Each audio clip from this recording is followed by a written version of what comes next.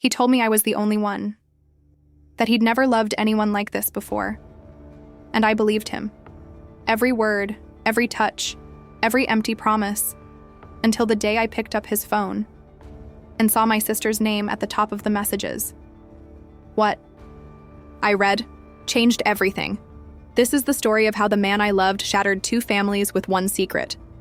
My name is Maya, and what I'm about to tell you will make you question everything you think you know about trust, love, and family loyalty. Before we begin, please hit that like button if you're ready for a story that will leave you speechless, and subscribe because stories like this, they need to be told. This isn't just about betrayal. It's about how the people closest to you can become strangers overnight, and how sometimes the worst pain comes from those we trust the most. Maya. It was a rainy Thursday evening in Seattle when I first met Ethan Rivers.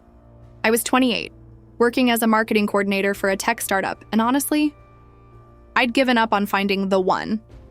My sister Chloe always joked that I was too picky, too cautious with my heart. I was at this coffee shop near Pike Place Market, laptop open, trying to finish a presentation due the next morning. The Wi-Fi kept cutting out, and I was getting frustrated. That's when this voice behind me said, "Excuse me, but you look like you're about to throw that laptop across the room." I turned around, and there he was. Ethan. 6'2", dark hair slightly messy from the rain, wearing a navy blue pea coat. That made his green eyes look almost emerald. But it wasn't just his looks. It was his smile. Genuine, warm, like he was genuinely concerned about a stranger's problems. "The Wi-Fi here is terrible after 6 p.m., he continued, gesturing to the empty chair across from me. "Mind if I sit? I have a mobile hotspot you can use." We talked for 3 hours that night, 3 hours that felt like 30 minutes. Ethan told me he was a freelance architect, recently moved to Seattle from Portland for a fresh start. He'd ended a long-term relationship, he said, and was focusing on his career. When I mentioned my younger sister Chloe, his eyes lit up with interest. "You two must be close," he said. "I can tell by the way you talk about her." "We are," I told him. "She's my best friend. Lives 20 minutes away, works as a nurse at Seattle Children's Hospital. She's everything I'm not. Spontaneous, fearless, the kind of person who makes friends with strangers." Ethan laughed. "Sounds like my kind of person," he said. I should have paid attention to that tone. "Maya." When we finally left the coffee shop, he walked me to my car in the rain. Just before I got in, he turned to me and said, "Maya, I know this might sound crazy, but I feel like I've been waiting my whole life to have a conversation like that." He kissed me then. Soft, gentle, perfect, like something out of a movie. When we broke apart, he whispered, "Can I see you again tomorrow?" I said yes before he even finished the question. The next 3 months were like living in a dream. Ethan was everything I'd never dared to hope for in a partner. He remembered every little thing I told him, that I loved sunflowers, that I was afraid of heights, that I had a scar on my knee from falling off my bike when I was 7. He would show up at my office with my favorite coffee order written on the cup. "For the most beautiful woman in Seattle." He planned elaborate dates, picnics at Discovery Park, late-night walks along the waterfront, cooking dinner together in his downtown apartment. 3 weeks into dating, he told me he loved me. We were lying in bed after spending the entire Saturday together, and he just looked at me and said, "Maya, I need you to know something. I've never felt this way about anyone before.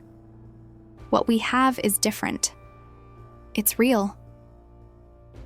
"I love you too," I whispered back, and I meant it with every fiber of my being.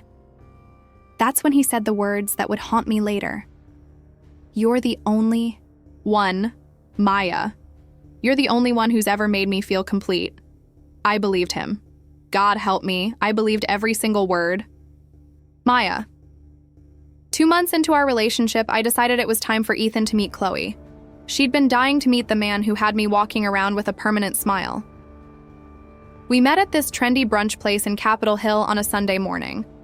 Chloe arrived first, she always did, wearing a bright yellow sundress that made her blonde hair look like spun gold.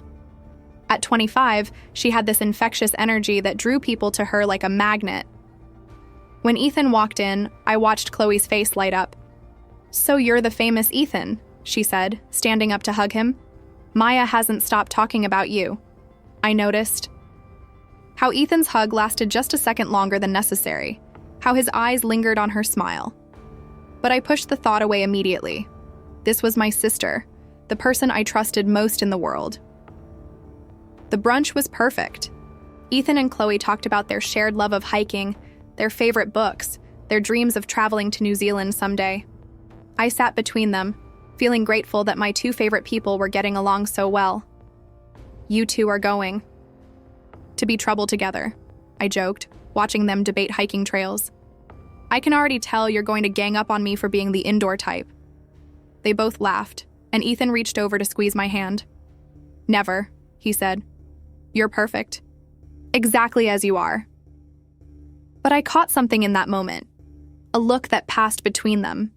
Quick, almost imperceptible. If I hadn't been watching so closely, I would have missed it entirely. I should have trusted my instincts. But love makes you blind to the things you don't want to see. Maya.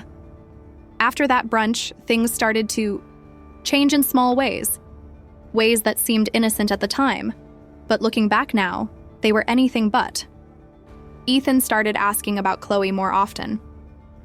"How's your sister doing?" he'd ask during our morning coffee dates. "Did she ever decide about that hiking trip she mentioned? Is she seeing anyone these days?" I thought he was just being polite, showing interest in my family. It made me love him even more. Then there were the work emergencies, always on weekends, always last minute. "I'm so sorry, baby," he'd text. "Client needs these architectural plans revised by Monday morning. Rain check on dinner?" But then I started noticing his phone habits. Ethan had always been pretty open with his phone around me, leaving it on tables, not switching it to silent. But suddenly, he was protective of it, keeping it face down, stepping into other rooms to take calls, typing messages with the screen angled away from me. One evening, we were watching a movie at his place when his phone kept buzzing. After the fourth notification, I laughed and said, "Someone really wants to talk to you tonight." His face went pale. "It's probably just work," he said, grabbing the phone and turning it off completely. "They can wait until tomorrow." That's when I knew something was off. Ethan never turned his phone off. He was too connected to his work, too worried about missing important calls. But he'd rather turn it off completely than let me see who was texting him. I started paying closer attention after that. And what I saw, it scared me. Maya. The signs became impossible to ignore. Ethan would smile at his phone in this secret way when he thought I wasn't looking. He started working out more, buying new clothes, using cologne I'd never smelled before. Worst of all, our physical intimacy started to change. He seemed distracted, like his mind was somewhere else even, when we were together. When I tried to talk to him about it, he'd brush off my concerns. "You're imagining things, Maya," he'd say. "I love you. You're the only one I want." Then came the night that shattered my denial. We were supposed to have dinner at this new Italian place downtown. I'd made reservations weeks in advance, bought a new dress, was really excited about it. An hour before we were supposed to meet, Ethan called. "Maya, I'm so sorry. Emergency client meeting. The Peterson project is falling apart, and I need to fix it tonight." I was disappointed, but I understood. Or I thought I did. But as I was driving home, I decided to swing by his apartment building. Not to spy exactly, but just, I missed him. I thought maybe if his meeting ended early, we could still salvage the evening. His car wasn't in his usual parking spot. The apartment was dark. If he was in a client meeting, wouldn't he be at his place, on a video call? That's when I knew for certain that Ethan Rivers was lying to me. I sat in my car outside his building for an hour, crying. Not because I was sad, but because I was terrified of what I might discover if I kept digging. Maya. I couldn't sleep that night. The next morning, I did something I'd never done before in any relationship. I started investigating the man I claimed to love. I began with social media. Ethan wasn't very active online, which I'd always found refreshing. But now I scrolled through his Instagram with new eyes, looking for clues I might have missed. A photo of hiking boots covered in mud, posted 3 weeks earlier. Best workout partner ever. I'd never gone hiking with Ethan. He knew I was afraid of heights. Another photo showed 2 wine glasses on a restaurant table, posted on a night when he'd told me he was working late. The reflection in one of the wine glasses showed blonde hair. That afternoon, I called Chloe. "Hey, want to grab coffee?" I asked, trying to keep my voice casual. "I feel like we haven't talked in forever." "Oh, I'd love to," she said, "but I can't today. I have plans." Rain check? Plans. Chloe never said she had plans without elaborating. She was the type of person who would tell you she was going to Target and end up giving you a full review of every product in the store. Plans was vague. Plans was secretive. Plans was exactly what someone would say when they were hiding something. I started watching both of them. Every canceled plan, every mysterious absence, every time one of them was unavailable when the other was also mysteriously busy. The patterns became undeniable. When Ethan said he was working late, Chloe would post Instagram stories from restaurants or trails, but never tag locations or mention who she was with. I was building a case against the 2 people I loved most in the world, and every piece of evidence I found made me wish I'd never started looking. Maya. 3 weeks into my investigation, I almost caught them. I was driving past Green Lake on a Sunday afternoon when I saw a couple walking hand in hand on the trail. Something about their body language made me slow down. The man had dark hair and was wearing a navy jacket I recognized. The woman was blonde, laughing at something he'd whispered in her ear. I pulled over and grabbed binoculars from my glove compartment, left over from a bird-watching phase I'd gone through. But by the time I got a clear view, they disappeared into the crowd of weekend joggers. I sat in my car for 2 hours, waiting for them to come back around the loop. They never did. Either I'd been wrong about what I saw, or they'd left through one of the other exits. That night, both Ethan and Chloe texted me within an hour of each other.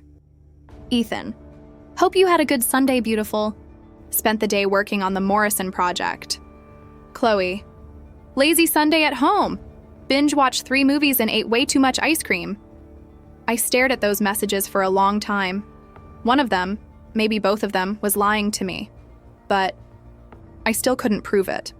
And part of me didn't want to, because proving it would mean losing everything I thought I knew about my life. Maya. The opportunity I'd been dreading came 3 weeks later. Ethan mentioned that he'd left his phone charger at his office and his battery was dying. "Can I use yours?" he asked during one of our dinner dates. "Of course," I said, handing him my iPhone charger. "But doesn't your office have chargers?" "Different. Type of port," he said quickly. Too quickly. When he went to the bathroom, his phone was still connected to my charger on the nightstand. The screen was face up, and I could see notifications coming in. My hands were shaking as I leaned over to look. 3 text notifications from C, just the letter C. No full name in his contacts. I knew I had maybe 2 minutes before he came back. Without thinking, I unplugged his phone and quickly scrolled to the message thread. What I saw in those first few messages made my blood run cold. C: "Can't wait to see you tomorrow." Ethan: "Me too. Same place as usual?" C: "Yes, and don't forget what you promised to bring." Ethan: "How could I forget? It's all I've been thinking about." I could hear the bathroom door opening. I quickly plugged his phone back in and pretended to be checking my own messages. When Ethan came back, he smiled at me like nothing had happened. "Thanks for the charger. Babe, you're a lifesaver." I smiled back, but inside I was screaming. So it could only be one person, and tomorrow I was going to find out exactly what my sister and my boyfriend were up to. Maya. I called in sick to work the next morning. I parked across from Chloe's apartment building at 9 a.m. and waited. At 10:30, I saw Ethan's silver Honda pull into her parking lot. My hands gripped the steering wheel so tightly my knuckles went white. Ethan walked to Chloe's building like he'd done it 100 times before. No hesitation, no checking apartment numbers. He had a key. My boyfriend had a key to my sister's apartment. I waited. 1 hour, 2 hours. At 1 p.m., they emerged together. They were holding hands. Chloe was wearing a red sundress I'd never seen before. Ethan was carrying a picnic basket. They walked to his car, and he opened the passenger door for her. Before she got in, he kissed her. Not a friendly peck. A real kiss, the kind of kiss he used to give me. I followed them to Discovery Park, the same place Ethan had taken me on our third date, where he'd told me I was beautiful and different from every other woman he'd ever met. They spread a blanket under the same tree where he'd first told me he loved me. I sat in my car 200 yards away, watching through binoculars as my sister and my boyfriend fed each other strawberries and laughed at private jokes, watching them exist in the space that I thought belonged to me and Ethan alone. That's when I knew I had to see those messages. All of them. Maya. That Friday night, Ethan came over for our weekly movie night. When his phone started ringing, he glanced at the screen and his face changed. "Work call," he said, walking onto my balcony. "Give me 5 minutes." That's when I noticed it. His phone charger plugged into my wall with a different phone attached. He had 2 phones. The second phone wasn't password protected. It opened immediately to his messages, and there at the top was Chloe, my sister's name with a red heart emoji. I clicked on the conversation thread. Months of messages. Months of I love yous and secret meeting plans. Photos they'd sent each other that I will never be able to unsee. But it wasn't just the affair that destroyed me. It was how they talked about me. Chloe. She's getting suspicious. Asked why I couldn't do coffee yesterday. Ethan. We need to be more careful. Maybe we should tell her soon. Chloe. I'm not ready to lose my sister. Are you ready to lose your girlfriend? Ethan. She's not my girlfriend anymore. Not in my heart. You are. And the message that broke me completely. Ethan. I almost called her your name during... Chloe. What did you say? Ethan. Told her I was thinking about a coworker named Chloe. She believed it. Chloe. She believes everything. Sometimes I feel bad about how trusting she is. Ethan. Don't feel bad. It's not our fault she's naive. Naive. They thought. I was naive. Then I heard the balcony door opening. Maya. I managed to put the phone back and compose myself just as Ethan walked back in. Sorry about that, babe, he said with that fake smile I'd fallen for. Where were we? Ethan, I said, my voice surprisingly steady. We need to talk. About Chloe. The silence that followed was deafening. I watched him calculate his options. What about Chloe? He said finally. Stop lying to me. I showed him the screenshots I'd taken. His face went pale. Maya, I can explain. Explain? What? How you've been sleeping with my sister for months? How you've been using me to pay rent while you figure out how to be with her? Or maybe explain how naive I am. Ethan's shoulders sagged. How long have you known? Long enough. What I want to know is why. Why her? Why this elaborate lie? He was quiet for a long time. When he finally spoke, his words cut deeper than any message I'd read. Because Chloe is everything you're not, Maya. She's spontaneous, adventurous, fun. Being with you felt like settling. But Chloe came to me first, he continued. The day after brunch, she texted me, said she couldn't stop thinking about our conversation. The connection was instant. What about everything you said to me? I thought it was real at the time. But now I know the difference between thinking you love someone and actually loving them. I stood up, hands shaking, with rage. Get out! We're over! And you can tell Chloe that she and I are over too. Maya. Chloe showed up at my apartment the next day. She'd been crying. I could tell from her puffy eyes and smeared mascara. Maya, please let me explain, she said through my door. There's nothing to explain. I saw the messages. I know. Everything. I opened the door. I needed to see her face when I asked the question that had been burning in my mind. Did you ever feel guilty, even once? She looked down. Every day. But not guilty enough to stop. Maya, I tried. I tried to stay away from him. But the connection we have, don't. Don't tell me about your connection. You made a choice, Chloe. Every day for months, you chose him over me. I never meant for you to get hurt, but you knew I would get hurt. You knew, and you did it anyway. I thought maybe you and Ethan weren't really right for each other, that maybe this was meant to happen. You're my sister. You were supposed to protect me, not steal from me. Please don't let this ruin our relationship, she begged. He's not worth losing each other over. You're right, he's not worth it, but you already made that choice. You chose him over our relationship months ago. I closed the door and I haven't spoken to her since. Maya.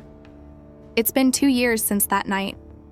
Ethan and Chloe got together officially, but lasted only 8 months. Turns out a relationship built on lies isn't solid foundation. I moved to a different part of the city, changed my number, started therapy. I'm dating someone new, David. He's patient, kind, refreshingly honest. The difference is I'm choosing to be with him, not needing to.